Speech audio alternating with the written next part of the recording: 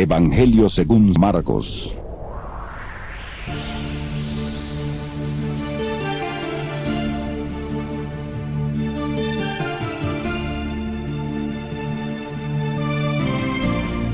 Te damos la bienvenida a tu programa Palabras de Vida Eterna. En estos momentos compartiremos el estudio del libro de Juan Marcos, Yohanan.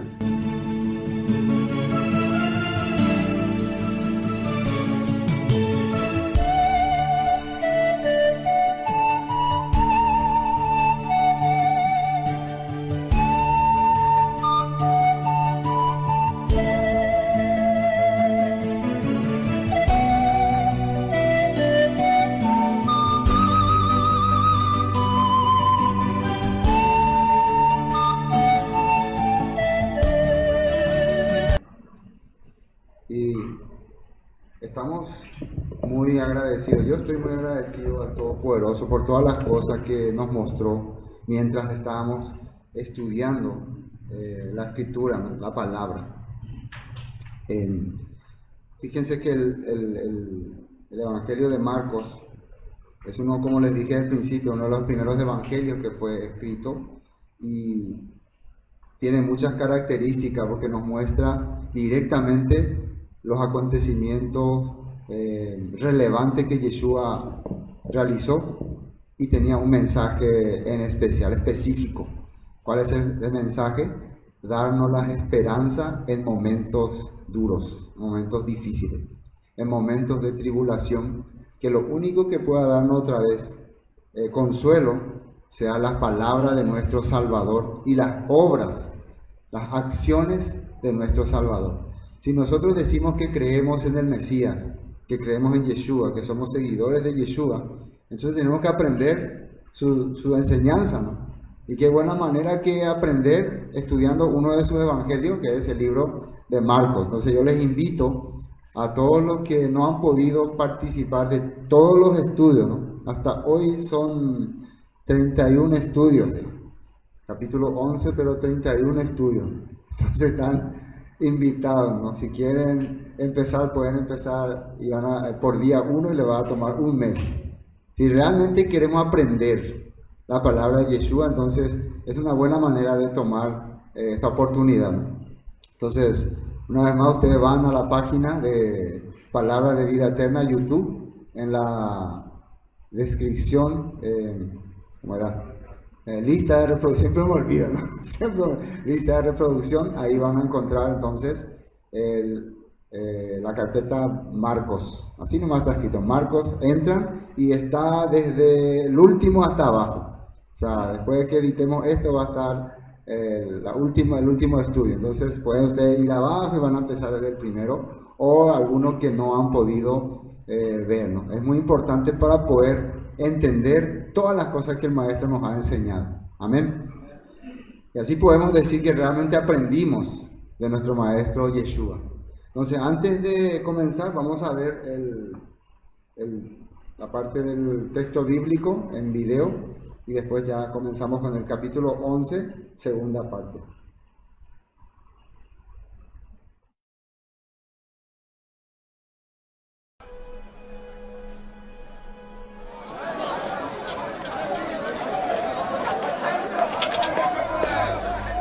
Llegaron a Jerusalén, y al entrar Jesús en el templo,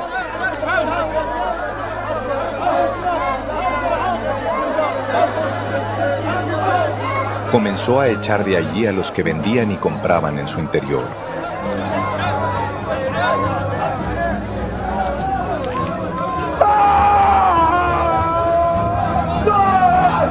Volcó las mesas de los cambistas y las sillas de los que vendían palomas, y no permitía que nadie atravesara el templo llevando algún utensilio. Más bien les enseñaba y les decía: ¿acaso no está escrito, mi casa será llamada casa de oración para todas las naciones? Pero ustedes han hecho de ella una cueva de ladrones. Cuando los escribas y los principales sacerdotes lo oyeron, comenzaron a buscar la manera de matarlo. Y es que le tenían miedo, pues toda la gente estaba admirada de sus enseñanzas. Pero al llegar la noche, Jesús salió. A la mañana siguiente, cuando pasaron cerca de la higuera, vieron que ésta se había secado de raíz.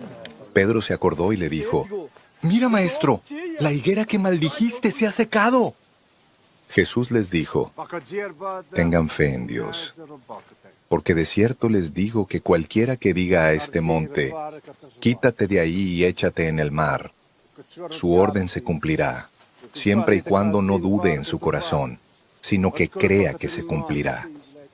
Por tanto les digo, todo lo que pidan en oración, crean que lo recibirán, y se les concederá. Y cuando oren, si tienen algo contra alguien, perdónenlo, para que también su Padre que está en los cielos les perdone a ustedes sus ofensas. Porque si ustedes no perdonan, tampoco su Padre que está en los cielos les perdonará a ustedes sus ofensas».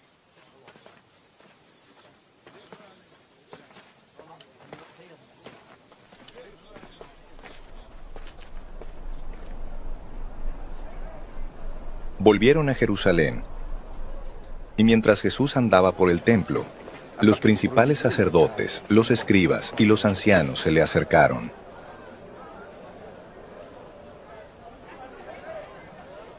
Y le preguntaron: «¿Con qué autoridad haces todo esto? ¿Quién te dio autoridad para hacerlo?» Jesús les dijo: «Yo también voy a hacerles una pregunta. Si me la responden, entonces les diré con qué autoridad hago esto. Díganme, ¿el bautismo de Juan era del cielo o de los hombres?»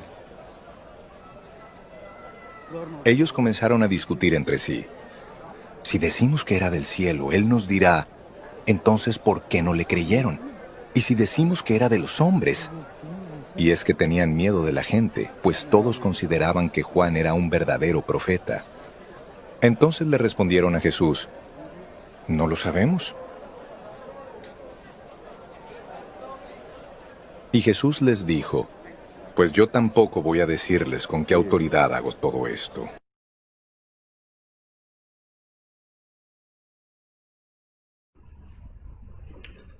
Entonces, en la última parte que vimos, había justamente terminado cuando Yeshua estaba regresando, o sea, saliendo de la ciudad, y encontró un árbol de higuera.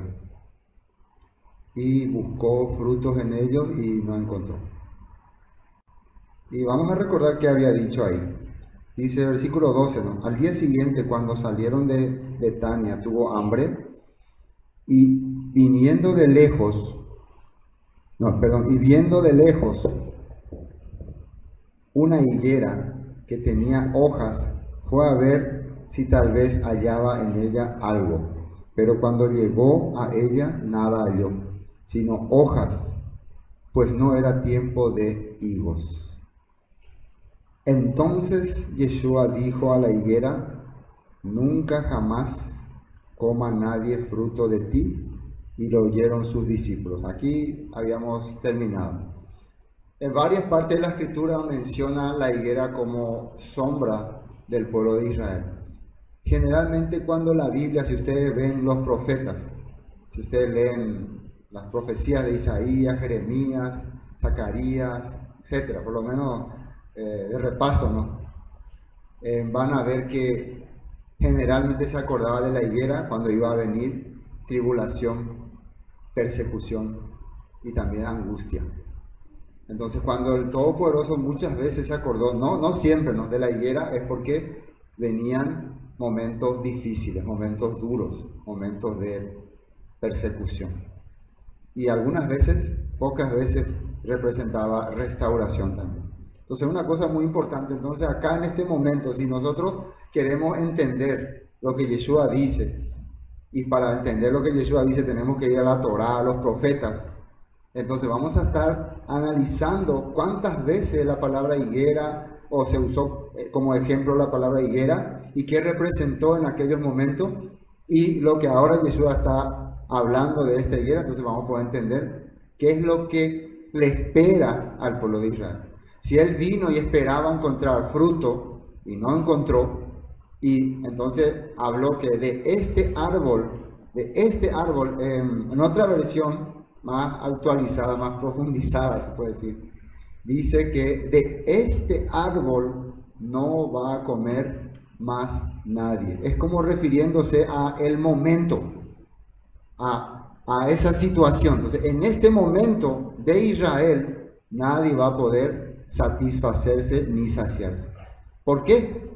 Y si ahí ustedes investigan todo lo que la Biblia habla acerca de la higuera, van a ver que por causa de sus transgresiones, sus pecados, su desobediencia, su injusticia, entonces este árbol iba a quedar deshecho, seco, iba a morirse. Y si nosotros conocemos la historia, vamos a ver que literalmente va a ocurrir esto con Israel. Va a ocurrir. Entonces, podemos entender algo un poco acá de lo que está aconteciendo. Ahora, continuando, esto fue parte del capítulo anterior, dijimos que vamos a continuar, ¿no? Porque esto es una continuación. Y dice, versículo 15, vinieron pues a Jerusalén, están regresando nuevamente a Jerusalén, fueron a Betania, ahora regresan a Jerusalén. Betania queda como unas horas de Jerusalén cerca, ¿no?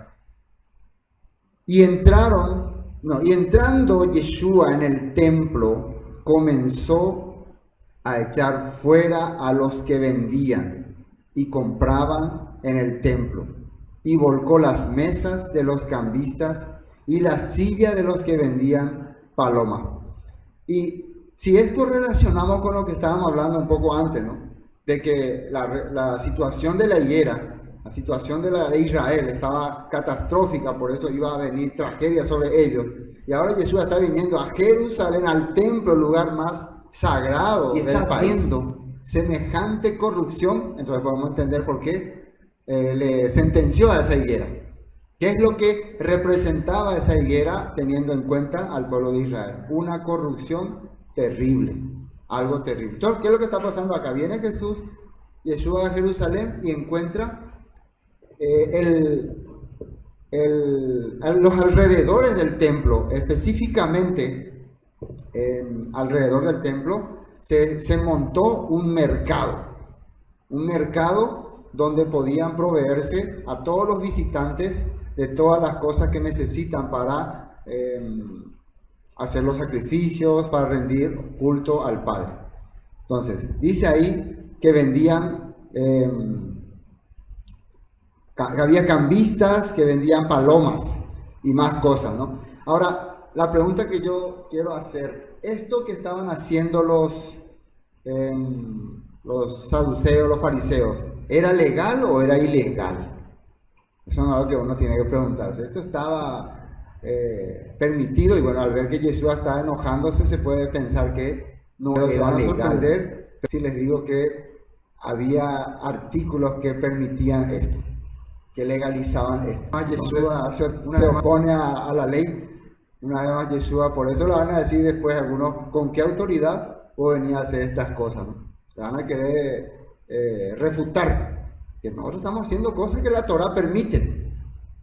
Entonces, para saber eso tenemos que ir a esos textos que hablan de que se puede hacer esto, se puede hacer un lugar para que el pueblo pueda surtirse de las cosas que no pueda conseguir. Qué increíble, ¿no? Vamos a la nota, ahí en 15, dice así, Deuteronomio capítulo 14, versículo 22, deberás separar el diezmo de tus cosechas, es decir, la 10ª parte de todo lo que coseches cada año. Lleva ese diezmo al lugar de adoración designado, o sea, a Jerusalén. En este tiempo todavía no estaba designado ese lugar, después supimos que es Jerusalén. El lugar que el Eterno tu Elohim elija para que su nombre sea honrado, y cómelo allí en su presencia. Lo harás así con el diezmo de tus granos, tu vino nuevo, tu aceite de oliva y los machos de las primeras crías de tus rebaños y manadas, y esta práctica te enseñará a temer siempre al Eterno tu Elohim. Una de las cosas importantes era que uno en las festividades acostumbre traer las cosas que el Eterno permitía para compartir, para disfrutar. No era simplemente venir y estar así como nosotros muchas veces nos acostumbramos como visitantes, sino ser participante, integrarse. Y una forma de integrarse es aportando cosas, ¿no? Trayendo algo, Esto ya he experimentado varias veces. Entonces, ¿con qué objetivo se hacía eso? De esa manera el Padre veía que realmente ustedes le temen, o sea, le tienen respeto a Él. Es como cuando vos sos invitado a una fiesta y te va tu obsequio, ¿no? Tu regalito, ¿no?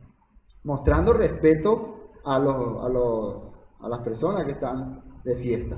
Bueno, pero lo importante que queremos saber acá es esto.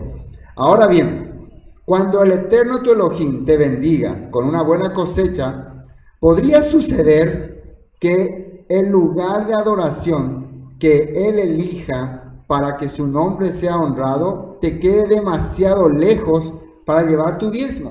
O sea, las cosas que el Padre te dio, los frutos, los granos, los animales, las cosas que quería ofrecer. En ese caso, puedes vender esa 10ª parte de tus cosechas y manadas, poner el dinero en una bolsa y dirigirte al lugar que el Eterno tu Elohim haya elegido. Cuando llegues, podrás usar el dinero para comprar cualquier clase de alimento que desees, ganado, ovejas, cabras, vino u otra bebida alcohólica. Luego comerás hasta quedar satisfecho en la presencia del Eterno tu Elohim y celebrarás con todos los de tu casa. Entonces aquí estamos viendo que si no hay posibilidad de transportar todas las mercaderías, los ganados, entonces véndelo todo y lleva el dinero, y con el dinero allá en Jerusalén vas a comprar, dice. Entonces, ¿estaba permitido o no? Entonces, estaba permitido, la Torah dice así, estaba permitido. ¿Y por qué tenían que hacer esto? Miren lo que dice acá en Deuteronomio 16:16. Cada año todo hombre de Israel deberá celebrar estos 3 festivales: el festival de los panes sin levadura, el festival de la cosecha y el festival de las enramadas. En cada una de esas ocasiones todos los varones tendrán que presentarse ante el Eterno su Elohim en el lugar que él elija. Pero ¿qué dice ahí? Pero no se presentarán ante el Eterno sin una ofrenda. Todos darán según sus posibilidades, de acuerdo con las bendiciones que hayan recibido del Eterno tu Elohim. O sea que sí o sí tenés que llevar algo. No podés venir con la mano vacía. Y si no podés cargar, tenés que vender, tenés que traer dinero entonces. Tenés que traer dinero, ¿no? Y con dinero podés ver en qué vas a usarlo, cómo vas a servir. Entonces, la Torah lo dice. Entonces, ¿qué pasó ahí en Jerusalén? ¿Qué es lo que ocurrió? Si ustedes se fijan muy bien, la Torah es específica. La Torah no tiene vueltas. Pero el hombre, la religión, siempre le agrega su aplicación, o sea, su parte, y le da su interpretación. ¿Qué fue lo que ocurrió en aquel tiempo? En aquel tiempo, viendo los gobernadores, las personas que controlaban la política, vieron que realmente había mucha ganancia en esas épocas. Mucha gente venía de muy lejos. Además, aparte del territorio de Israel, había judíos que vivían ya en otras provincias por el norte, ya desde Roma inclusive algunos venían, y venían con bastante dinero y venían a gastar bastante. Entonces, venían a comprar en los mercados, venían a comprar las cosas que necesitaban, inclusive algunos compraban por algunos pueblitos que estaban alrededor, como Belén, Betania, Betfagé. De esos lugares se surtían. ¿Qué idearon o qué alajá sacaron los rabinos y los líderes religiosos? Que todas las cosas que se va a utilizar para el templo tienen que ser comprado en el templo. Solamente si ustedes compran de aquí, ese lugar, ese objeto, ese animal o esa cosa tienen valor. Si quieren preparar algún pan especial para ofrendar, tienen que comprar la harina acá del templo. Si quieren ofrecer sacrificios, tienen que comprar animales acá del templo. ¿Pero qué era el problema? Que allá afuera, en el mercado, una oveja salía a 200.000 guaraníes, y ahí en el templo salía 500 o 600.000, o más caro. ¿Qué les parece? ¿Por qué? Porque es del templo, es una cosa sagrada, no es ahí del mercado cualquiera. ¿De dónde vos compraste eso? Ahí del mercado. Yo compré de tal lugar. El lugar le da precio, así se suele decir, ¿no? Compré de tal sitio, de tal shopping, de tal mall. Y vos, ahí nomás de todo por 20.000. Entonces, algo así, ¿no? Entonces, desde esa época se creó un pensamiento de que el ambiente consagraba esas cosas y eso le daba más santidad. Pero eso fue un engaño. Creo que hasta ahora sí se sigue manipulando, ¿no? Hay gente, mire, esto es algo que trajimos directamente de Israel, ¿no? Tiene ha estado en Tierra Santa, ¿no? Algunos traen el agua del mar, del río Jordán, ¿no? O la arena de Jerusalén. Algunos así hacen, ¿no? Y te venden a precio exagerado. Bueno, estas cosas es lo que estaba ocurriendo en aquel tiempo. Aparte, ustedes saben dónde se había instalado ese mercado. Hay un lugar que le llaman el patio de los gentiles. Podemos ver esa foto. En ese lugar se instaló un supermercado, o sea, un mercado impresionante. Van a ver en la foto donde aparece. Ese sitio era exclusivo, según la escritura, para que se presente, se junten la gente que no creía en la palabra, pero que tenía temor al Padre, y hasta ahí ellos podían llegar, podían hacer sus oraciones, inclusive ofrecer sus ofrendas, ¿no? Dice la escritura.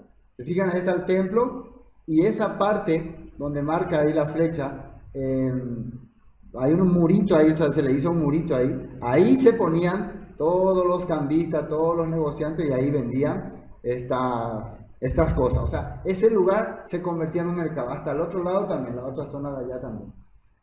Entonces, imagínense, esa zona tenía que ser un lugar para que la gente venga a orar, a buscar al Padre, algunos para que le explique de qué se trata el templo, para que vengan los gentiles, las personas que estaban fuera del pacto, a buscar al Todopoderoso.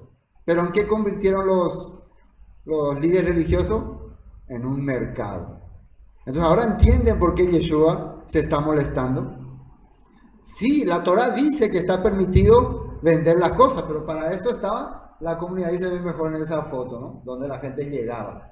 Entonces, para eso está la sociedad afuera, la gente que está especializada en eso. Entonces, estas cosas hacían ellos para poder recaudar mucho dinero y de esa manera también darle una porción tanto a los romanos, a los líderes religiosos y a otros que participaban de este gran negociado. ¿Qué les parece? Ya la corrupción existía desde esos tiempos. Y esto es lo que Yeshua ve, entonces le molesta. Algunos dicen, pero él no podía simplemente lanzar un fuego o hacer que caiga sobre ellos algo. ¿Por qué tenía que armar escándalo? Porque Yeshua vino para enseñarnos. Yeshua vino para mostrarnos lo que estábamos haciendo mal. Y para enseñarnos lo que estábamos haciendo mal tenía que accionar así, reaccionar de esa manera.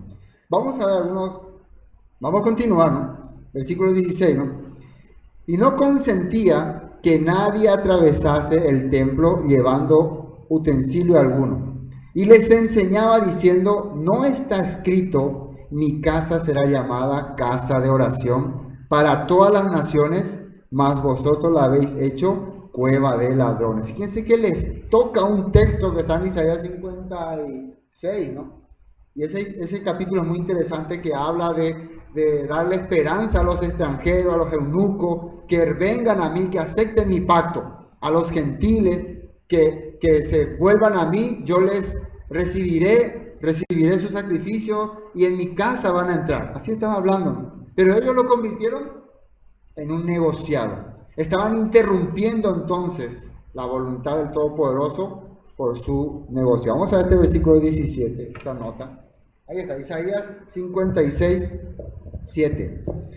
Dice, los llevaré a mi monte santo de Jerusalén y los llenaré de alegría en mi casa de oración. Aceptaré sus ofrendas, está refiriéndose a los extranjeros, precisamente a los que tenían que venir a buscar al Padre ahí en el patio de los gentiles. Tenían que venir a orar, a meditar, y el Padre iba a aceptar sus oraciones, iba a recibirles. Después dice, porque mi templo será llamado casa de oración para todas las naciones. Pues el Eterno soberano que hace volver a los marginados de Israel dice: traeré a otros también, además de mi pueblo Israel. Entonces, eso era lo que el Padre estaba esperando y estaba buscando de las festividades, de las celebraciones. Pero los judíos, o sea, los religiosos, siempre cuando hablamos de judíos, en este caso nos referimos al grupo religioso, al grupo que manejaba el poder. ¿Quiénes manejaban el poder en ese tiempo? Primeramente en el templo, los saduceos. Los saduceos tenían un grupo de fariseos que le apoyaban, y también el grupo de los romanos, también los que estaban los seguidores de Herodes. Era todo un grupo político que controlaba todo. Se diría la élite de aquella época, ¿no? La élite de aquel momento. La alianza política, y manejaba y controlaba todo. Ahora vamos a ver ahí en el libro de Juan, capítulo 2, versículo 13. Vamos al libro de Juan. Juan, capítulo 2, versículo 13, también habla sobre este punto. Vamos a ver cómo nos dice. ¿Qué festividad estaba? La fiesta de la Pascua, ¿no? Estaba cerca la Pascua de los judíos, y subió Yeshua a Jerusalén, y halló en el templo a los que vendían, y acá detalla que vendían, bueyes. Los bueyes son animales chiquitos, grandes, ¿no? Muy grandes. Entonces, si vos estás vendiendo bueyes en un lugar, los bueyes, ¿qué hacen cuando están así, ¿cómo se dice? Acampando. Ustedes suelen ver en la expo, ¿no? Suelen haber muchos bueyes para acá. ¿Qué hacen? ¿Qué suelen hacer ellos? No, hacen pipí, caca, todo. Terrible, ¿no? Placa, placa, placa, placa. Imagínense si ahí se está vendiendo bueyes para ofrecer en sacrificio cantidad, ¿no? Y esos animales tendrían que estar haciendo sus desechos, tendrían que tener sus olores desagradables, ahí en las puertas del templo. Después, ovejas, también muchas ovejas ahí todo amontonado. Después, palomas. Y aparte, los cambistas allí sentados. ¿Quiénes eran estos cambistas? O sea, aparte de que los productos que se vendían allí en el templo, en el patio de los gentiles, tenían un sobrecosto exagerado por ser algo supuestamente consagrado y verificado por los Kohanim, por los sacerdotes. Ellos no aceptaban moneda que no sea la moneda oficial del templo. O sea, que cuando vos llegabas con el dinero de tu provincia, que vendiste todos tus productos, llegabas queriendo comprar una oveja que normalmente en el mercado de afuera te va a costar 100.000 guaraníes, ahí te costaba 500.000. Pero vos no podías usar tu dinero, ni siquiera podías usar tus 500.000. Antes no, ese dinero no aceptamos. Antes tenés que irte ahí. Tenemos un grupo de cambistas que te van a cambiar, pero por una pequeña y jugosa comisión. Entonces tu dinero ya no valía 500.000, ya valía menos. Ya no vas a poder comprar ni siquiera esa oveja. Y así se le robaba al pueblo. ¿Qué les parece? Estos cambistas eran también hombres de negocio, hombres que manejaban dinero, que hacían acuerdos con Roma, con Herodes y con los saduceos. Y todos allí se repartían. Una comisión para ti, una comisión para ti. ¿Qué les parece? No le queda otra entonces a la persona. No podemos aceptar tu dinero. Ahora, vamos a suponer que una persona se sacrificó y se esforzó, y hizo un viaje tremendo y trajo sus propios animales. Trajo su propia harina. Trajo su propio ingrediente para preparar, y cuando traía y lo presentaba al templo, alguien salía, un famoso verificador. Vamos a observar, no, esto no reúne los requisitos que el Padre necesita para que se le ofrezca buenos sacrificios. No sirve, rechazada. Entonces, ¿ahora qué hago? Vaya y compre de los que ven, pero lo que se ofrece acá en el templo. No sirve lo que se vende en la calle. Y para comprar también tiene que cambiar, porque no aceptamos dinero de otras provincias. ¿Qué les parece? ¿Es como para quejarse o no? ¿Como para armar escándalo, no? Bueno, esa era la situación en aquel momento. ¿Dónde me quedé? Versículo 15. Bueno, entendimos esa parte, ¿no? Entendimos esa parte del negociado que se hacía. Versículo 15. Esto estamos ahora en Juan, ¿no? En Juan entramos para ver un poco más, porque acá amplía. Recuerden que Marcos va directo. Nosotros queremos un poco desarrollar un poco más y entender más qué ocurrió. En Juan vamos a ver que pasó una cosita más. Y haciendo un azote de cuerda, o sea, empezó a, como se puede decir, manifestarse que estaba mal lo que estaba haciendo. Puede ser que espantaba, ¿no? No sé si los estaba latigando. Alguna vez se muestra que le está latigando a algunos. O puede ser que estaba espantando a los animales para como esparcir. Alguna vez parte dice que los agitaba. Echó fuera del templo a todos, y a las ovejas y los bueyes, y esparció las monedas de los cambistas, y volcó las mesas. Y dijo a los que vendían palomas: quitad de aquí esto, y no hagáis de la casa de mi padre casa de mercado. Recuerden, leímos en la Torá, se permitía vender las cosas, pero lo que no se permitía era engañar, estafar, abusar. Y aparte, el lugar asignado para un determinado grupo de personas, usarlo como negocio, un mercado. Esta palabra mercado también se utiliza como ya un negocio ilícito acá, un negocio sucio, como un negocio sin control, se dice. Un negocio que no tiene control. Es como en el mercado, así no hay control, cualquiera vende al precio que le da la gana. Algo así, algo sin control. Entonces, él le estaba prácticamente haciendo entender, ustedes están quebrantando lo que dice la palabra porque están haciendo las cosas sin control, sin orden, sin, se puede decir también, engañando, mintiendo. Eso les estaba hablando. Entonces se acordaron sus discípulos. Fíjense que aparte de eso, él estaba cumpliendo una profecía que le vino en la mente a sus discípulos, que está escrito: el celo de tu casa me consume. Fíjense que así sale esto. ¿A quién escribió este versículo, este texto? El rey David. El rey David, ¿se acuerdan cuando Goliat le maldecía al pueblo? Maldito israelita. Y él, ¿cómo se sintió? Se sintió ofendido porque estaban así tratando al Todopoderoso. También cuando el pueblo vivía en corrupción, él se sentía mal. También cuando vio que durante mucho tiempo la casa, el arca del pacto andaba en tiendas, él se sentía mal. Él quería agradar al Padre haciendo lo mejor. Hacerlo mejor no quiere decir engañar a las personas, estafar a las personas. Vamos a suponer que por querer yo hacerles creer a ustedes que sirviendo de la mejor manera al Padre, ustedes van a agradar mejor, yo voy a empezar a ofrecerles cosas y hacerme rico de eso. No sé si me entienden, porque a uno confunde, ¿no? No, entonces yo voy a comprar lo peor para el Padre, voy a comprar una Biblia más barata. No, vamos a suponer que yo vendo Biblias, entonces yo le voy a ofrecer, ven, compren la mejor Biblia, la Biblia que tiene, no sé, alguno tiene... Pueden comprar una Biblia que tiene la misma cosa, pero con mejor, un poco menos calidad, pero tiene el mismo contenido. No, pero si vos compras una Biblia con menos calidad, aunque tenga el mismo contenido, no le está agradando al Padre. O, no sé, un micrófono, o cualquier cosa. Yo no puedo abusar de eso. Estaba hablando como posición de vendedor, queriendo hacerle entender, si ustedes compran lo mejor, le van a agradar mejor al Padre. Yo soy vendedor. Otra cosa es que vos mismo querés comprar lo mejor para el Padre, que sale de tu corazón. Entonces buscar lo mejor, buscar la mejor cosa para agradarle, pero no convencerle a otros para que te compren lo mejor y así vos estás haciendo, o sea, así está haciéndole creer que al Padre le agrada. No sé si me capta, ¿eh? Como algunos que tienen un mejor talí o otro un talí casero. Yo no me hice en mi casa este talí, no, este talí, ¿sabes? Este talí es consagrado, este talí viene de Jerusalén, los rabinos le hicieron la unción. O esta menorá que yo tengo, vino directamente, mira acá está todavía, cosas así, ¿no?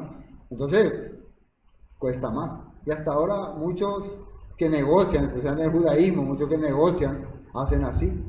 Ustedes tienen que tener cosas que vinieron directamente de Israel. Este shofar vino de Israel, no es del cuerno de alguna vaca y del campo, de Israel, fue consagrado, los rabinos lo pulieron. Entonces, de esa manera se hacen negociados. Eso es lo que al Padre le desagrada. Vamos a esta nota en 17. Ahí está el versículo, Salmos 69, 8. Hasta mis propios hermanos fingen no conocerme, me tratan como a un extraño. El celo por tu casa me ha consumido y los insultos de aquellos que te insultan han caído sobre mí. Él recibe entonces todas las ofensas que se le hacía al Padre, el rey David recibía como a él. Entonces, Yeshua, ¿cómo está sintiendo ahora con esto que están haciendo ellos? Están ofendiendo al Eterno, al Creador. Entonces, él siente como el que le están ofendiendo a él. Es raro que los rabinos, los líderes religiosos, los saduceos, fariseos, no sentían nada, porque en ese momento ellos lo que querían era plata nomás. Ahora, miren lo que los profetas decían, hablando ya de este acontecimiento muchos años atrás. Nosotros ya vimos al profeta Amós y hablaba sobre la prevaricación de Israel. La palabra prevaricación habíamos visto que significa abusar del poder, abuso de poder, aprovecharte de que vos sos una autoridad para hacer lo que se te da la gana. ¿Qué decía en Amós 8:4? Escuchen esto, ustedes que roban al pobre y pisotean al necesitado. Ustedes no se aguantan a que termine el día de descanso y a que se acaben los festivales religiosos para volver a estafar al desamparado. Pesan el grano con medidas falsas y estafan al comprador con balanzas fraudulentas. Eso ya se estaba anunciando antes. Esta misma cosa, estos mismos acontecimientos estaban ocurriendo en tiempos de Yeshua. Estaba ocurriendo estas cosas. Y el grano que venden lo mezclan con los desechos barridos del piso. Hasta en la actualidad hacen la misma cosa, ¿no? Ahí mezclar todo eso que se cayó, también meterle ahí igual nomás, aunque vaya con arena, con caca de pollo, igual. ¿Quién pico va a pillar? Así se hace. Se sigue haciendo. Algunos le ponen agua a su leche, ¿no? O le ponen alguna otra sustancia para aumentar. Y el grano que venden lo mezclan con los desechos barridos del piso. Por una moneda de plata o un par de sandalias convierten en esclavo a los pobres. ¿Esto qué significa? Recuerden que en aquella época, si una persona hacía un préstamo y no podía pagar, entonces tenía que convertirse en su esclavo. Pero la corrupción era tanto que apenas una moneda de plata es lo que me debía. Eso nomás. Una moneda de plata era el sueldo de un día. Entonces, trabajando un día yo le pagaba. No, pero él le denunciaba, le demandaba, no me pudo pagar mi moneda de plata. Entonces, los jueces, que estaban también corrompidos, le condenaban a esa persona a que sea su esclavo. O ese esclavo, él lo cambiaba por un par de sandalias. Así era, le daba a esa persona como esclavo y el otro le daba un par de sandalias. Esto acontecía en la tierra del norte. ¿Qué les parece? ¿Era un pueblo corrupto? Así se le trataba a las personas. Sus propios hermanos. Bueno, y estas cosas es lo que Yeshua está viendo ahora, está notando lo que está haciendo las autoridades religiosas con su pueblo. La tierra temblará, versículo 8, a causa de sus acciones, y todos harán duelo. La tierra subirá como el río Nilo en tiempo de inundaciones. Se levantará y volverá a hundirse. En aquel día, dice el Eterno Soberano, haré que el sol se ponga al mediodía y que en pleno día se oscurezca la tierra. Convertiré sus celebraciones en lamentos y su cantar en llanto. Se vestirán de luto y se raparán la cabeza en señal de dolor, como si su único hijo hubiera muerto, que tan amargo será ese día. Ciertamente se acerca la hora, dice el Eterno Soberano, cuando enviaré hambre a la tierra. No será hambre de pan ni sed de agua, sino hambre de oír las palabras del Eterno. La gente deambulará de mar a mar y vagará de frontera a frontera en busca de la palabra del Eterno, pero no la encontrarán.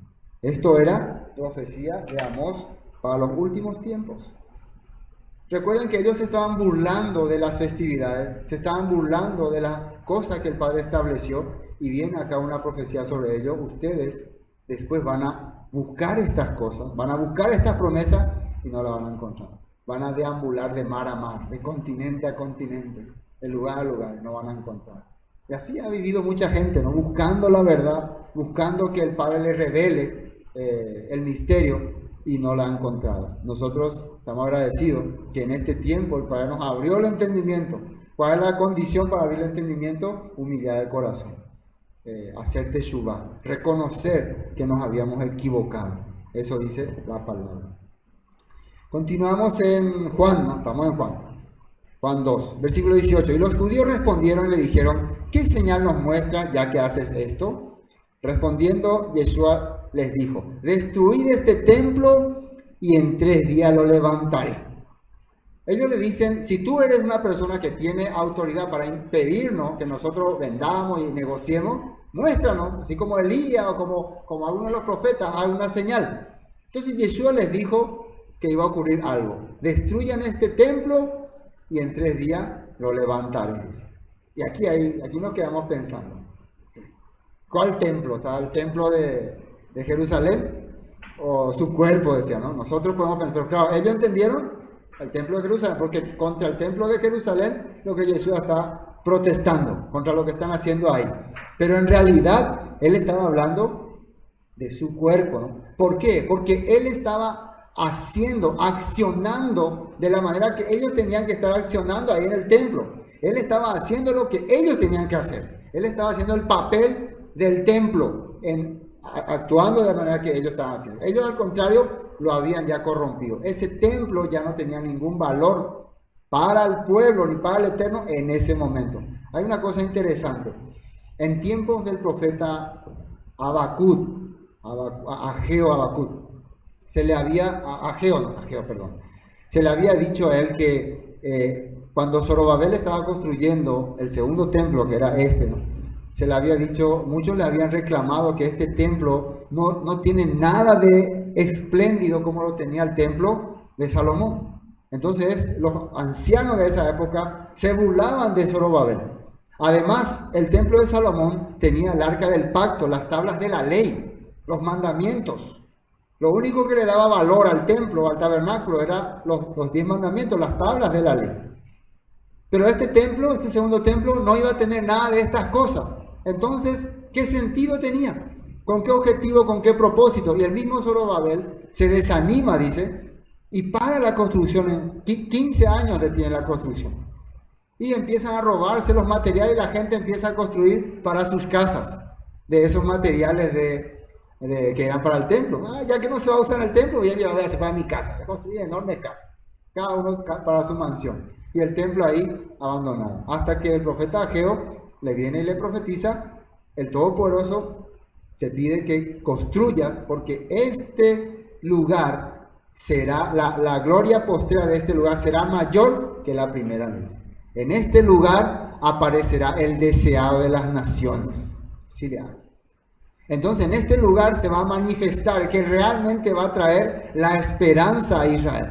Entonces lo único que le daba valor a este templo era que un día iba a venir el deseado de Israel, el deseado de las naciones, el que iba a traer la esperanza. ¿Y quién fue el que se manifestó ahí? En la historia y trajo esperanza a la humanidad, a las naciones y al pueblo de Israel. Yeshua. Por eso él estaba cumpliendo la función del templo. Él estaba haciendo lo que el templo tenía que hacer, restaurar al pueblo, traer esperanza a las naciones, como dice en Isaías. Esta casa es casa de oración para todos los pueblos, para que las naciones lleguen a mí, para que yo acepte sus sacrificios. Ese era el propósito del templo. Pero en este momento ese templo no está cumpliendo esa función. Al contrario, está siendo una fuente de corrupción, una cueva de ladrones. Terrible. Entonces, por eso Jesús les dice, destruyan este cuerpo y se levantará en 3 días. Lo levantaré. Por cierto, ese templo también que está ahí fue destruido y no se levantó más. Entonces, pero Jesús así se levantó. Quiere decir que Él era ahora la manera que podíamos conectarnos hacia el Padre, hacia Israel, hacia las promesas. Amén. Son una cosa que podemos ver que ocurrió en la historia. Dijeron luego los judíos, en 46 años fue edificado este templo y tú en 3 días lo levantarás. Mas él hablaba del templo de su cuerpo. Por tanto, cuando resucitó de entre los muertos, sus discípulos se acordaron que había dicho esto y creyeron las escrituras y la palabra que Yeshua había hablado. ¿Con qué objetivo estaba el templo allá en Jerusalén? Para que el pueblo venga y para que aprenda y estudie las escrituras. para que puedan entender la razón de las festividades. Decía en Deuteronomio, para que aprenda a temer al Eterno, para que le tenga respeto. Pero cuando la gente venía al templo, lo que hacía era más bien desesperación. Porque encontraba ahí, imagínense, vos venís de tan lejos, vendiste tus productos, querés comprar, no, lo siento, acá cuesta más caro, pero no aceptamos esa moneda. ¿Qué corazón vas a tener? Los gentiles no se les permitía entrar porque el lugar que era para ellos se convirtió en mercado. Entonces ellos quedaban más lejos, estaban más lejos del territorio que se les había asignado. Entonces, ¿por qué nosotros hasta acá no lo siento, pero ustedes no pueden acercarse porque son gentiles? Entonces, ¿cómo venía ese eunuco que vino una vez a hacer una adoración al templo? ¿Se acuerdan? Después se fue decepcionado. Lo máximo que pudo conseguir fue un rollo del profeta Isaías. No sabemos si compró por ahí en un mercado negro o alguien le ofreció o encontró o tenía luego. Lo que sí que se iba decepcionado.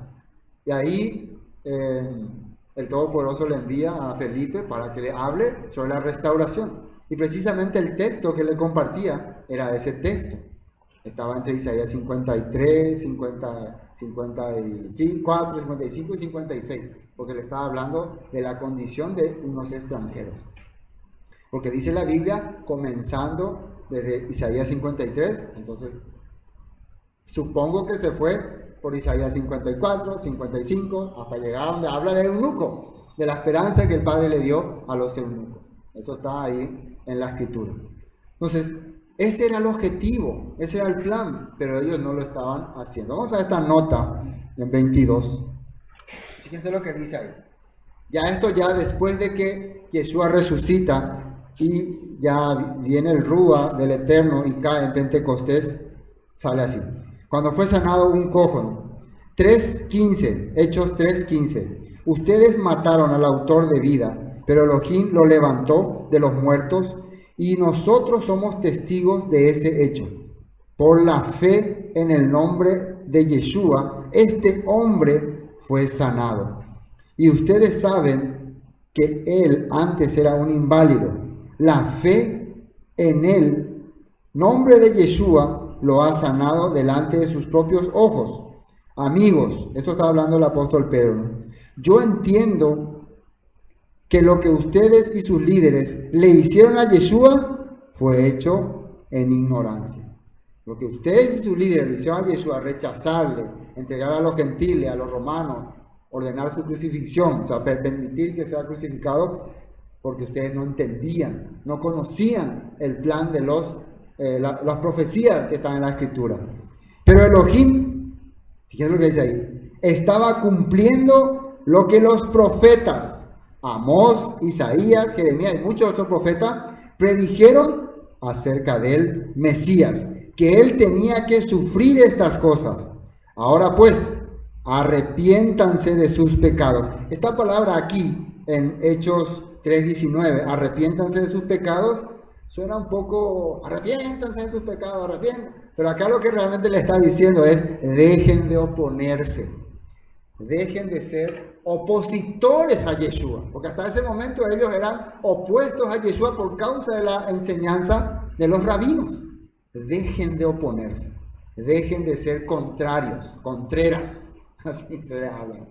Dejen de oponerse al mensaje, dejen de oponerse a la Torá, dejen de oponerse al Mesías. ¿Qué les dice? Ahora pues, arrepiéntanse de su pecado, dejen de oponerse y vuelvan a Elohim para que sus transgresiones sean borrados. Sus hechos delictivos, sus errores, sus faltas contra los mandamientos sean borrados si ustedes regresan al Padre.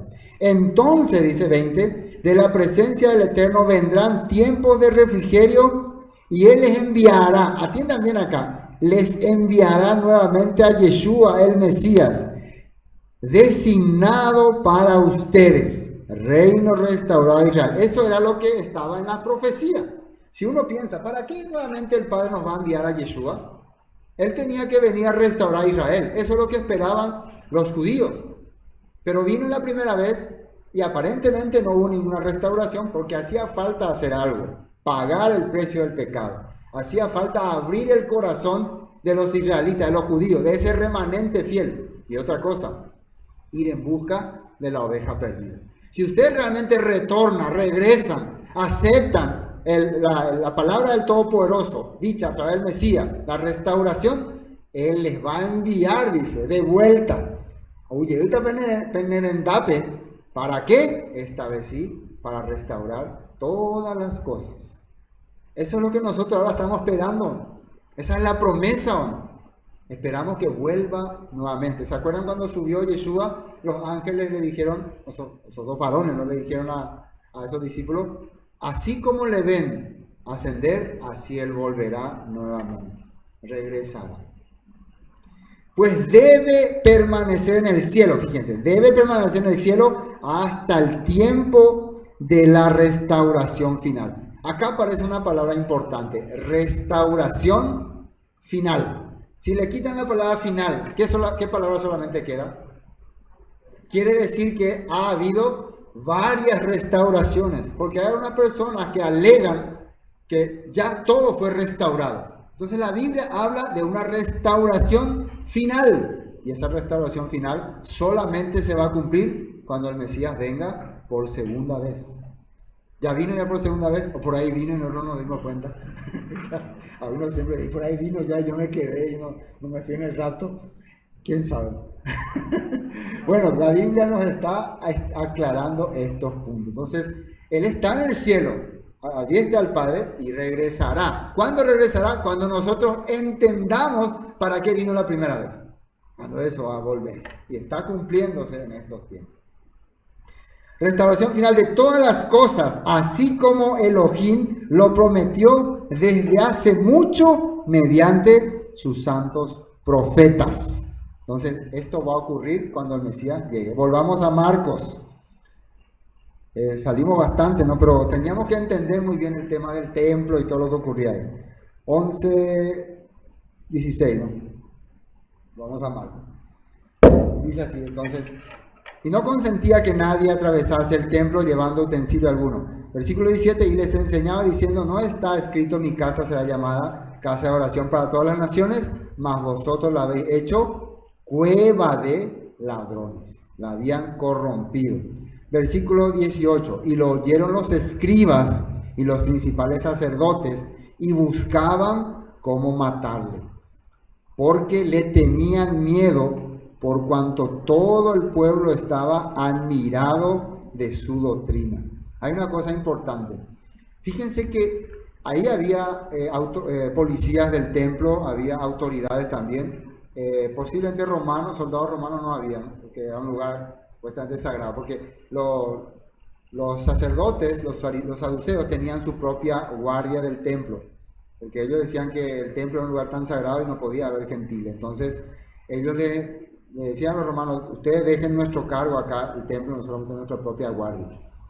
Entonces, pero nadie le hacía nada a Yeshua, ¿no? No le arrestaron, es como que la gente se quedó impactada. ¿Y por qué? Porque la multitud estaba contenta, estaba entendiendo que esto es lo que siempre se tenía que haber hecho, pero nadie se atrevía, nadie se animaba. Entonces los policías también, así, estaban así como... ¿Qué hacemos? ¿Lo arrestamos? ¿Nos arrestamos? No sabían qué hacer, no sabían cómo hacer, porque ahí, imagínense, si se creaba una revuelta, eso no le convenía a los líderes religiosos, ¿no? Entonces no podían, arresten a ese hombre, y ahí viene y la gente viene encima de él, y ahí sí los romanos se van a meter, y van a decir, ustedes por lo visto no pueden controlar a la gente. Entonces por eso la gente no hacía nada. Entonces, por eso le temían, dice, tenemos que ver la manera así tipo Caín y Abel, de sacarle a este del camino, porque está diciendo cosas que no nos convienen. Ustedes ven cuando hay algunas personas que hablan mucho cosas contra las autoridades, contra la corrupción, generalmente ¿qué se le quiere hacer? Tapar la boca, ¿no? Taparle la boca definitivamente, no solamente con el tapabocas, sino taparle la boca, cerrarle para siempre. Eso se quiere hacer. A eso se quería hacer con Yeshua.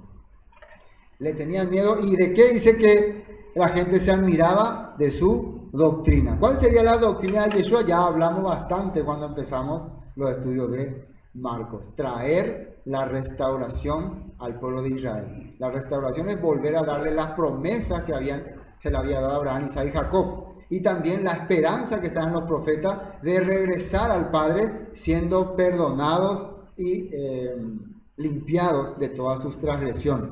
Esa era la esperanza, esa era la doctrina de Yeshua. Entonces él traía una doctrina de restauración y de esperanza, mientras que los fariseos y saduceos siempre daban una doctrina de sometimiento. Hay que sujetarse al imperio, hay que sujetarse a las leyes que ellos implantaban. Hay que vivir de acuerdo a las normas que nos han establecido, porque esa es nuestro destino.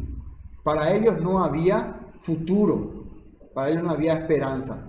Ustedes saben lo que los saduceos ni siquiera creían en la resurrección. La vida es esta vida, hay que vivirla como se puede y ya. Hay que disfrutar lo que pueden disfrutar, y los miserables, bueno, aprovechen sus días de miserable, que les dure poco, entonces mejor mueran entonces sí, para no ser tanto tiempo miserables. Así ellos creían.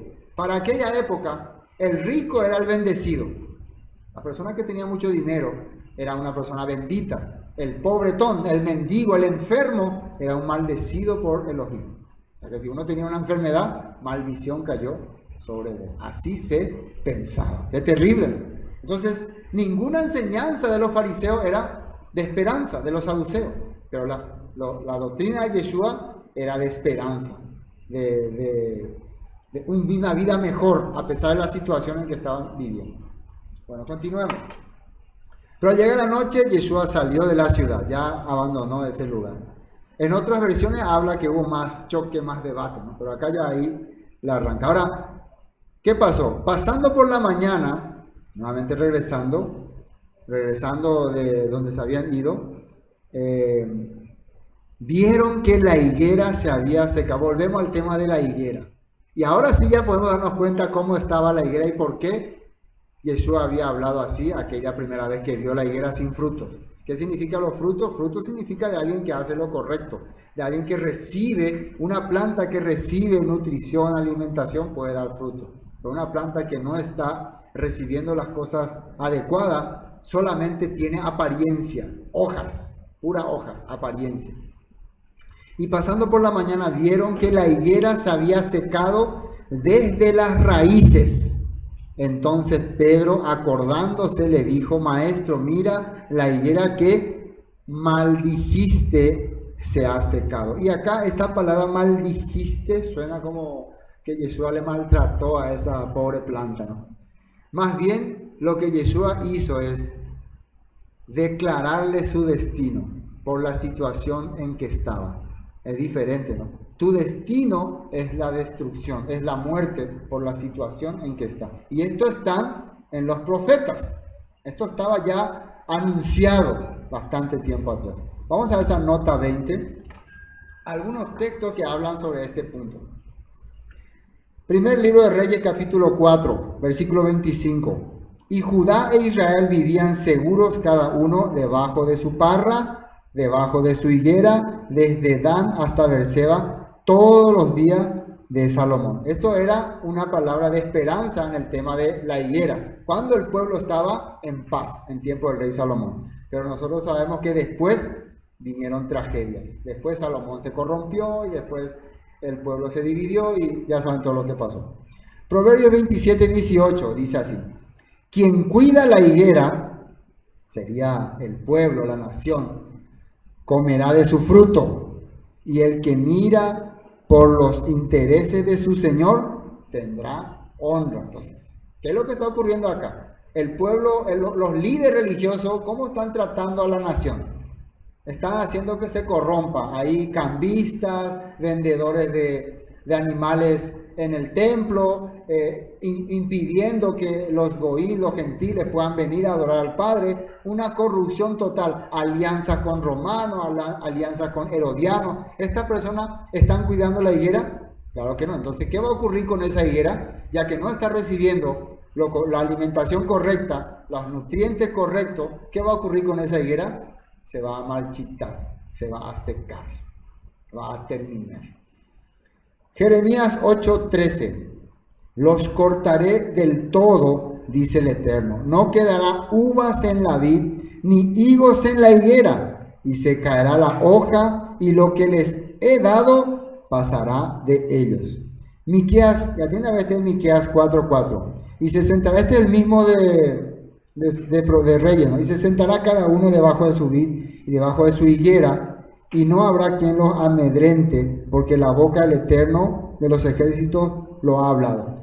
¿Por qué el primer versículo de arriba de Reyes decía lo mismo que el de abajo? ¿Saben cuál es la diferencia? El de arriba era la situación que estaban viviendo en tiempo del rey Salomón y que fue la última vez que el pueblo de Israel vivió así.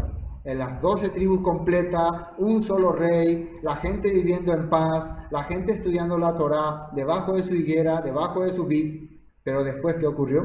Vinieron la transgresión. ¿Y qué pasó con esa vid, con esa higuera? Se marchitaron, se perdieron. Pero el versículo que sale en Miqueas habla de un nuevo tiempo que volverá a tener esta misma circunstancia. Que alguien va a venir otra vez a traer la restauración, va a hacer nuevamente que la vid y la higuera prosperen y el pueblo nuevamente va a tener paz y shalom. ¿Están entendiendo? El profeta Miqueas habla de un tiempo futuro, ya de un reino de alguien que va a descender de Salomón, refiriéndose a Yeshua.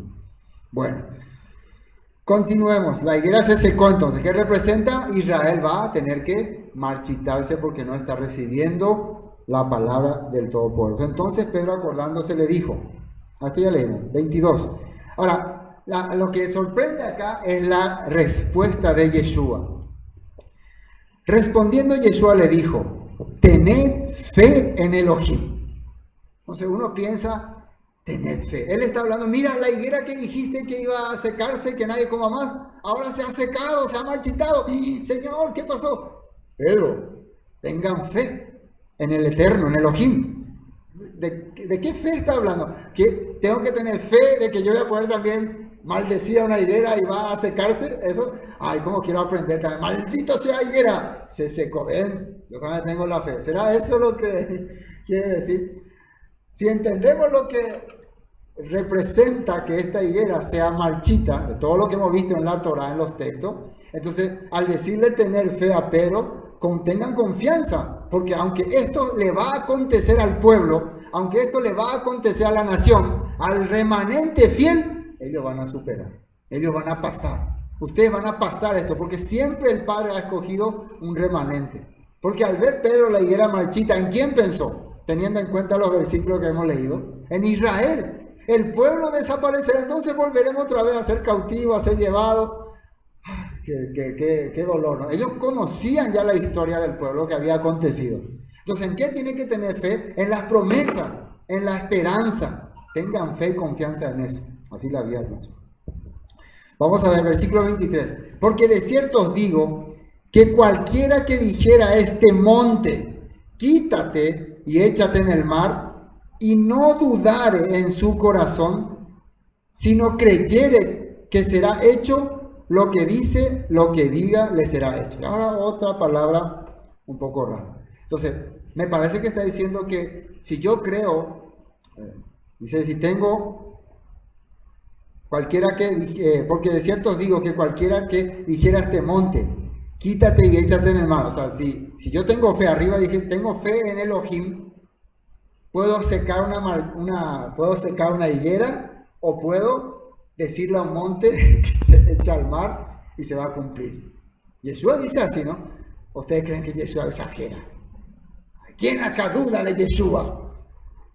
Yo, pastor, no dudo. Si Yeshua dice que yo le diré al Cerro Lambaré, échate al río Paraguay, el Cerro Lambaré va a levantar su falda y va a caminar y ¡pum! Se vaya a tirar allá en el río. Lo que se practica. Ah, ya, este cantó, un espíritu le reveló. Cuando Yeshua está hablando primero de la higuera, entendimos que habla del pueblo de Israel. ¿Por qué se marchita? Porque han vivido en corrupción. Porque le dice, ten fe en Elohim. Vos no vivas como están viviendo ellos. Vos tenés fidelidad a la palabra. Vos conectate con la escritura. No vaya a ser como está viviendo esta nación. Si ustedes le dicen a este sistema, a este monte, en este momento el monte era el monte de Jerusalén, el monte de Sión, donde estaba establecido el templo, pero ¿cómo estaban? Se habían convertido en cueva de ladrones, se habían convertido en corruptos. Si ustedes a esta corrupción le dicen que se arroje, que desaparezca, va a desaparecer. ¿Qué significa? Si ustedes confían en abandonar el sistema se va a ir y ustedes van a estar libres. Ustedes van a poder despojarse de este mundo corrupto. Yeshua le dijo a uno de sus discípulos: el que quiera ser mi discípulo, niéguese a sí mismo, tome su cruz y sígame.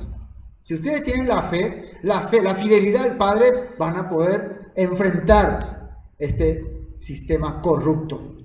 Hay otra parte, acá vamos a ver, donde Yeshua habló de una cosa similar. Vamos a ver 23, nota 23. Lucas 17, 5. Dijeron los apóstoles al Señor: aumentanos la fe. ¿Se acuerdan de esta parte, no? Señor, aumentanos la fe.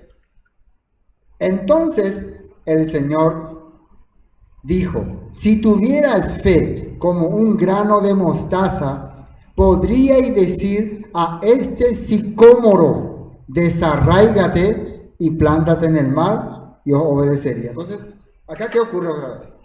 O nuevamente, lo que necesito para tener un poder especial es la fe, una fe tipo así, elevar mi ki, como dicen los dibujitos, ¿no? Entrar a fase 5, fase 6, demasiado dibujito ya.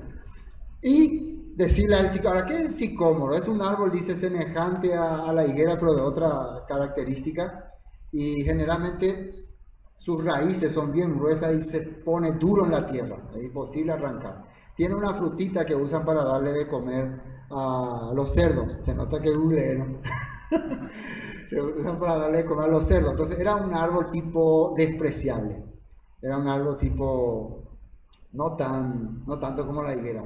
Entonces es como decir un sistema sucio. Algunos dicen también cuando ¿cómo se llama? El bajito Zaqueo, ¿no? Subió a un árbol sicómoro, ¿no? Es como que él estaba mostrando ahí su categoría, es una persona sucia. No tenía que subirse ahí porque es un árbol que no es un árbol normalmente donde la gente se sube. Tal vez te mancha, te deja suciedad, hasta tiene mal olor. ¿Quién sabe?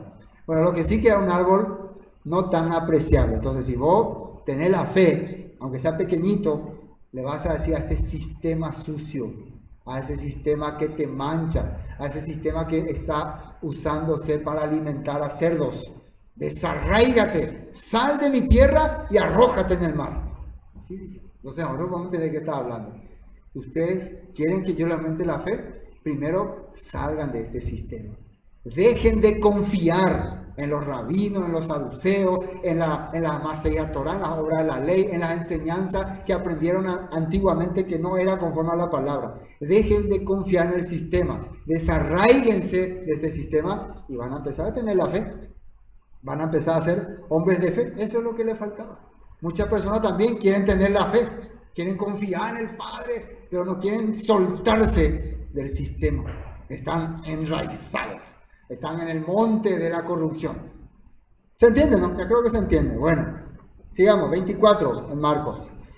Por tanto os digo que todo lo que pidiereis orando, creed que lo recibiréis y os vendrá. Fíjense que este versículo se saca de ahí. Hermanos, la palabra dice, no me acuerdo dónde, pero dice, todo lo que pidiereis orando se cumplirá.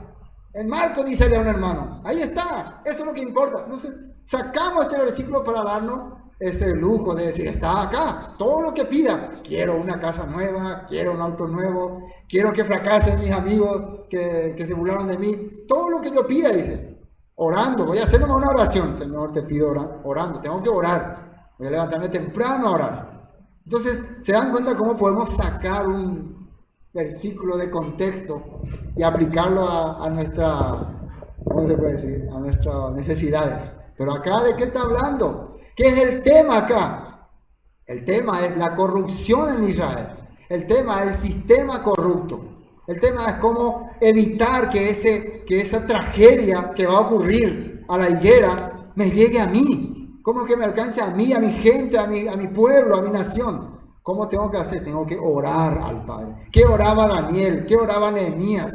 Ellos oraban por su pueblo. Señor, ten misericordia de tu pueblo, tú que le prometiste que les iba a liberar, que les iba a volver a restaurar si ellos se arrepentían. Ellos oraban conforme a la voluntad del Padre por la nación. Y el Padre le escuchó, ¿no? Dice en la Biblia que la oración de Daniel fue oída y vino un ángel y le empezó a hablar. Eso es lo que está hablando aquí. Totalmente diferente de nuestras oraciones. Nosotros oramos para mí, no para mí, que a mí me dé todo, que a mí me haga todo, que a mí me cure, que a mí me sane, que los demás que se vayan, no se vayan. Todo yo, todo yo. No, la Biblia está hablando en sentido del pueblo.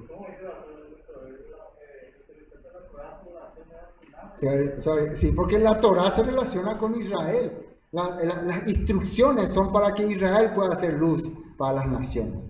Si vos rechazas la Torá, vos no querés ser luz. O sea, primero vos no querés ser Israel. Y segundo, no querés ser luz. Querés ser, no sé, ¿cómo se dice? Luciérnaga. Luciérnaga.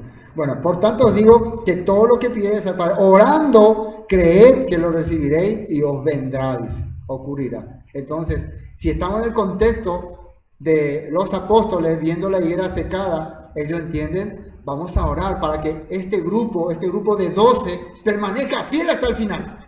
Y nosotros podamos transmitir también a otro grupo de 12 para que permanezca fiel hasta el final. Y eso era lo que ellos tenían que orar, con fidelidad, pidiendo al Padre. Y eso oraron los apóstoles. Ustedes, si empiezan a leer los libros Hechos, van a ver ellos cómo oraban. Señor, mándanos fuerza, danos esperanza. Venía persecución, Herodes empezaba a perseguir, de entrarlo, ella le mató a Jacobo, apedreó a Esteban. Entonces, situaciones difíciles. ¿Cómo podemos hacer para resistir esta situación difícil? Tenemos que orar al Padre para que nos dé fuerza para resistir este sistema y no nos agarre la marchitadura de la higuera. Eso Yeshua les había dicho. Y eso era la carta del apóstol, del discípulo Marcos a la comunidad 60 años después, que estaba siendo perseguida por Nerón y sus secuaces, los romanos y los saduceos, que estaban siendo ejecutados en circos romanos. Ese era el mensaje para ellos. Esto les llegaba a ellos. Entonces la misma fe de los apóstoles ahora nos llega a nosotros, que estamos siendo también perseguidos, que nuestros hermanos están siendo encarcelados, ejecutados. Vamos a tener la fe orando al Padre. Y empezaron a orar, a clamar. ¿Se entiende, no? Este punto. Acá hay una nota, ¿no? 24. Sí. Jeremías 24, 2. Relacionado todavía a la higuera, ya que estamos en el tema de la higuera. Fíjense que había una profecía sobre la higuera y sus frutos. Vamos a leer para poder entender. ¿Está bien? Jeremías 24, 2. Una canasta estaba llena de higos frescos y maduros, mientras que la otra tenía higos malos, tan podridos que no podían comerse. Entonces el Eterno me preguntó, ¿qué ves, Jeremías? Higos, Israel, ¿no? Contesté. Algunos muy buenos y otros muy malos, tan podridos que no pueden comerse. Entonces el Eterno me dio este mensaje. Esto dice el Eterno Elohim de Israel. Los higos buenos representan a los desterrados que yo envié de Judá a la tierra de los babilonios. Velaré por ellos, los cuidaré y los traeré de regreso.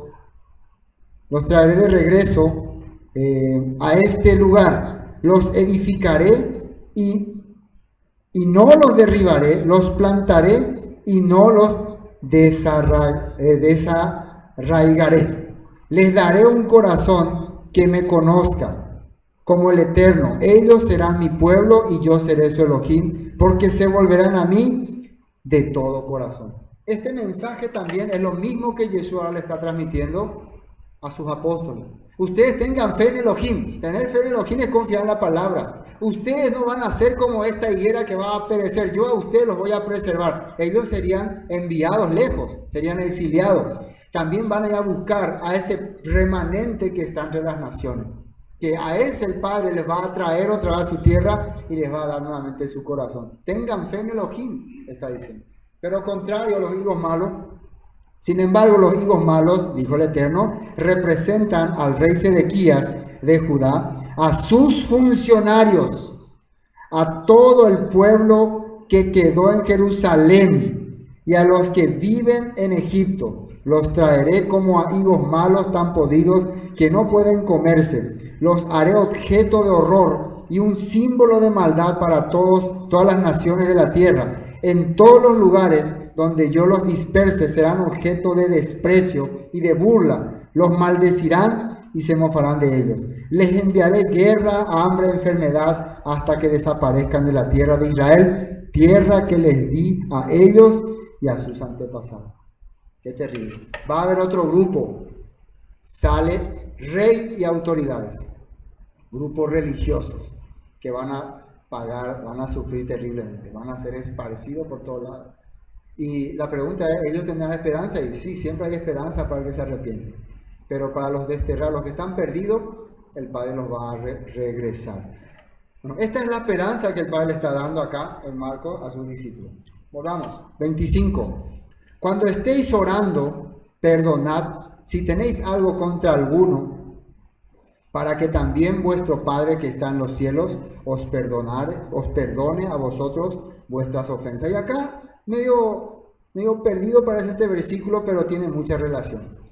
¿Qué es lo que yo tengo que desear cuando yo deseo que Israel sea restaurado? Cuando yo deseo que nuestra tierra no sea marchita. ¿Qué es lo que tengo que orar? Tengo que orar que no tenga en mi corazón rencor, odio hacia las personas. Porque después de esto, después de que Yeshua sea entregado, ¿qué va a empezar a ocurrir? Van a empezar a ser perseguidos, van a empezar a ser castigados. ¿Y qué quiere surgir del corazón cuando eso ocurre? Odio, rencor. Cuando algunas personas empiezan a menospreciarme, a maltratarme, quiero odiarle. Señor, por favor, esa persona me hizo daño, destrúyelo, maldícelo, que su casa fracasa. Así quiero hacer. Que mi corazón no sea así. Como dijo Yeshua que van a conocer que son mis discípulos, van a ver entre ustedes amor. Vamos a esta nota 25. ¿Qué dice ahí en Levítico, en la Torá 19-17? No fomentes odio en tu corazón contra ninguno de tus parientes. Aclara los asuntos con la gente en forma directa. Eso quiere decir explicar de manera correcta las faltas. Cuando va a haber una discusión, y si vos pensás que está equivocado, explicarle de manera correcta sus faltas. Si te quiero oír, claro, si no te quiero oír, no. Pero no te quede enojado odiándole nada más. Explicarle muy bien por qué hay esta dificultad. A fin de que no seas culpable de su pecado. Eso es lo que dice ahí. Gálatas 5:14. Pues toda la Torá puede resumirse en un solo mandato. Ama, servir, enseñar, explicar, demostrar a tu prójimo como a ti mismo. El mismo apóstol Pablo entendió. La Torá, los mandamientos, las profecías se resumen en hacer las cosas para que se pueda beneficiar otras personas. Si vos sos un experto en la Torá, pero tu vida no le sirve a nadie, no le servía a nadie y al contrario, le hace la vida imposible a la gente, no funciona.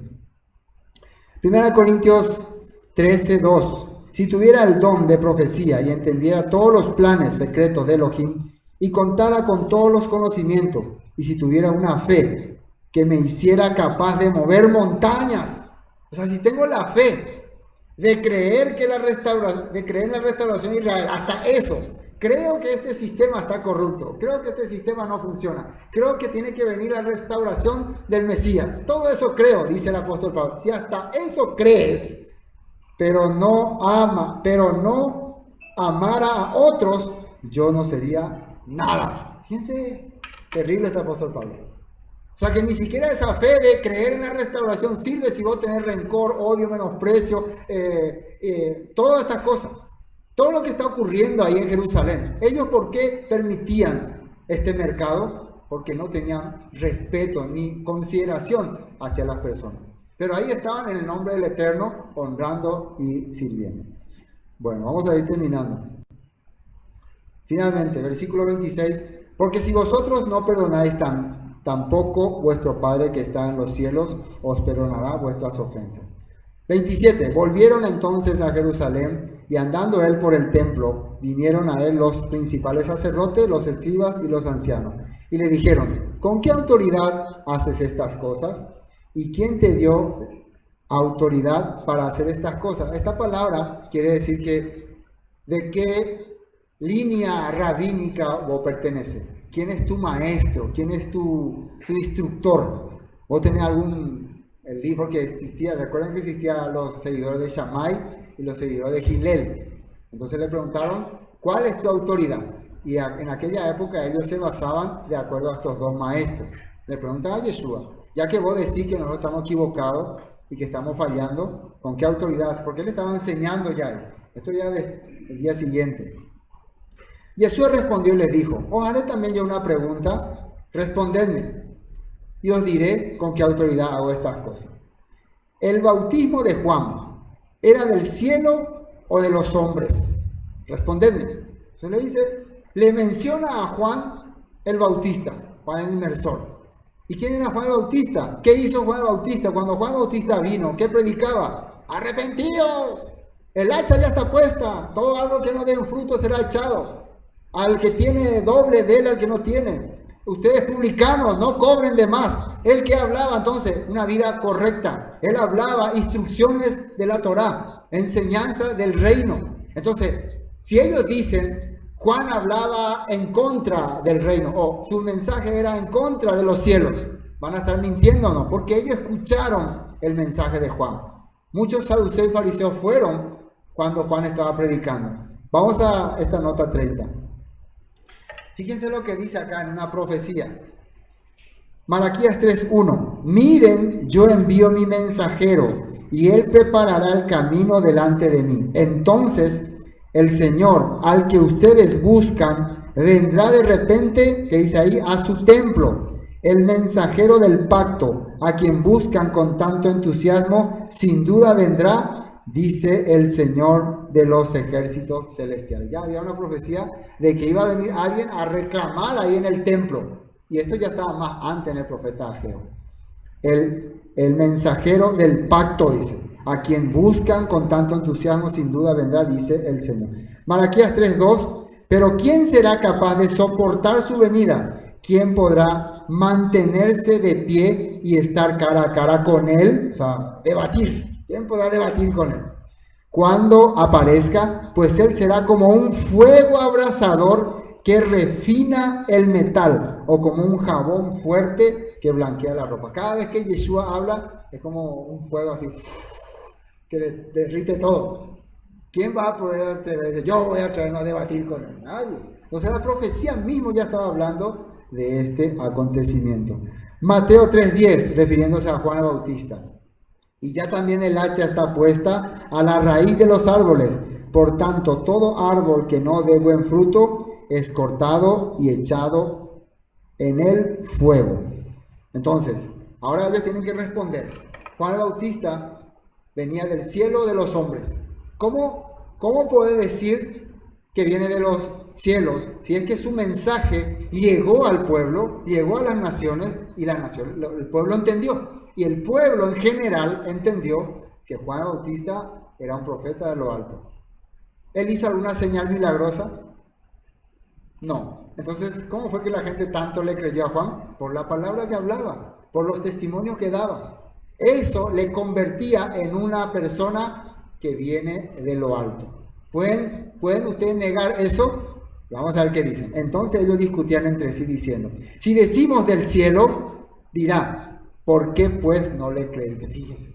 Quiere decir que la palabra de Juan Bautista era irrefutable. Él, todo lo que decía venía de lo alto. Si nosotros sí, nosotros sabemos que todo lo que Juan dijo era del cielo. ¿Y por qué no le creyeron? ¿Por qué no le creyeron? Bueno, porque él se iba ahí en el desierto, él no quería unirse con nosotros acá en el templo, él no quería participar de la logia que tenemos acá. Entonces, lo siento por eso, porque él no compaginaba con la religiosidad y la corrupción que había ahí. Pero el mensaje que daba era de lo alto. Ellos mismos sabían, pero no podían confesar. Y después, y si decimos de los hombres, pero temían al pueblo, pues todos tenían a Juan como un verdadero profeta. No van a poder algo que todas las naciones, porque donde hay 2 o 3 testigos es suficiente según la Torah. Acá todo el pueblo sabía que Juan lo que hablaba venía de lo alto. ¿Cómo ellos siendo líderes religiosos van a poder eso negar? Imposible. Fíjense en esta nota 32. ¿Qué dice ahí? Lucas 7:29. Cuando oyeron esto, todos, o sea, cuando Yeshua acá le está hablando acerca de Juan el Bautista, hasta los cobradores de impuestos coincidieron en que el camino de Elohim era el correcto porque fueron bautizados por Juan. Entonces, ¿Qué hizo que estos cobradores de impuestos confirmaran que Yeshua era el mensajero verdadero? Porque ellos habían sido bautizados por Juan, habían escuchado la palabra de Juan y ahora estaban escuchando a Yeshua y eso les confirma. Juan vino de lo alto, Yeshua también viene de lo alto. Y miren quién estaba también ahí. Entiéndanme acá. Pero los fariseos y los expertos de la ley religiosa no aceptaron el plan de Elohim, que es eso, restauración de Israel, para ellos, porque rechazaron el bautismo de Juan, Teshuvah. Ellos estando también, cuando Juan explicaba, cuando Yeshua explicó, y hasta los hombres corruptos entendieron que esto viene de lo alto, ellos no aceptaron. Rechazaron la nueva, se puede decir, interpretación traída por Yeshua, que era la correcta, que era la que cuadraba con la Torah. Entonces, ahora saben por qué Yeshua les preguntó esto. Ustedes reconozcan entonces de dónde vino Juan y yo les voy a decir de dónde vengo yo. Entonces, prácticamente, si le dicen Juan viene de lo alto, están respondiendo ellos mismos, ¿no? Tú también vienes de lo alto, ¿no? Porque ellos mismos se dieron cuenta, la gente creyó así como creyó a Juan. No se le puede negar a uno de los dos, a ninguno de los dos. ¿Qué pasó entonces? Versículo 33. Así que, respondiendo, dijeron a Yeshua, no sabemos. Entonces, respondiendo, Yeshua les dijo, tampoco yo os digo con qué autoridad hago estas cosas. ¿Qué significa esto? Yo no necesito la autoridad de un hombre si es que lo que estoy predicando y lo que estoy viviendo está en la palabra sagrada, en la Torah. Mi vida, mi vivencia, mi accionar es lo que tiene que darme autoridad. ¿Por qué la gente decía que Yeshua hablaba como quien tiene autoridad? Porque predicaba lo que estaba escrito, vivía lo que estaba escrito y enseñaba como estaba escrito. Manifestaba eso. Entonces, si yo hago eso, yo no necesito decir yo pertenezco a la congregación tal, yo soy de la asociación tal, yo vengo de la delegación enviada, mensajeros para Cristo, los poderosos del Evangelio, muchísimos nombres hay, ¿no? Algunos mientras más llamativo sea su nombre, parece como la asamblea de Cristo, Cristo, las naciones, etc. Parece que si vos perteneces a un grupo de esa clase, tenés más autoridad. Si vos decís, yo soy de la iglesia, ahí Laurel Tío, hay unos cuantos ahí no me vengo. Tu autoridad no tiene que ser de dónde vos estás, dónde venís. La escritura y tu vida tiene que ser tu autoridad. Si ustedes pueden responder de dónde viene la Torah, de dónde vienen los profetas, de dónde vino Yeshua, entonces yo les puedo decir de dónde vengo yo. ¿Amén? Bueno, y después, esto continúa. Acá terminó este capítulo 11, pero continúa en el capítulo 12 una parábola le va a explicar. Ahora les voy a explicar un poco sus condiciones, pero eso será para el próximo Shabbat. No se pierdan, ¿no? ¿Cómo se dice? Anuncio estreno. Bueno, hoy hasta aquí vamos a compartir. Shalom.